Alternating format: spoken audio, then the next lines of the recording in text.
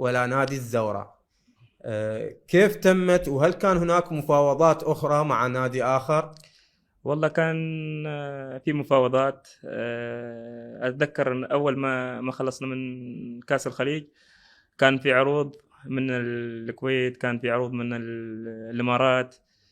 كأس الخليج اللي في الكويت الأخير إيه. أي. فكنت أقرب إني أروح للإمارات. مم.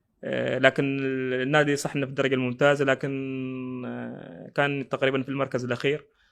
ف فضلت الزوراء؟ ايه، فدخل علي كان قبل الزوراء دخل علي بعض الأندية. من العراق؟ اي، من العراق. آه. فانا قلت منو كان طالبك قبل الزوراء؟ والله كان في أندية ما اريد اتكلم عنهم. من المقدمة؟ لا، كان من اللي تحت. من اللي تحت. فانا كنت اقول يعني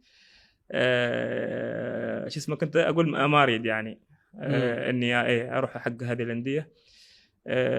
منهم اتذكر ان ديالا. نادي ديالا. اي، لان المدرب اللي ماسك ديالا هو الحين دربت انا مع بظفار.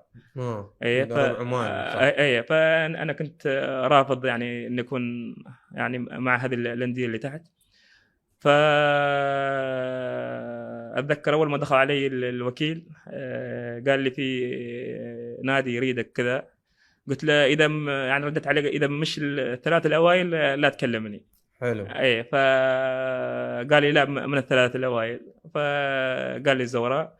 فعلى طول من قال لي الزوراء قلت له موافق. اي، قلت له نتفاوض يعني نشوف كيف. عندك كانت معلومات عن الزوراء قبل؟ اكيد نادي الزوراء معروف.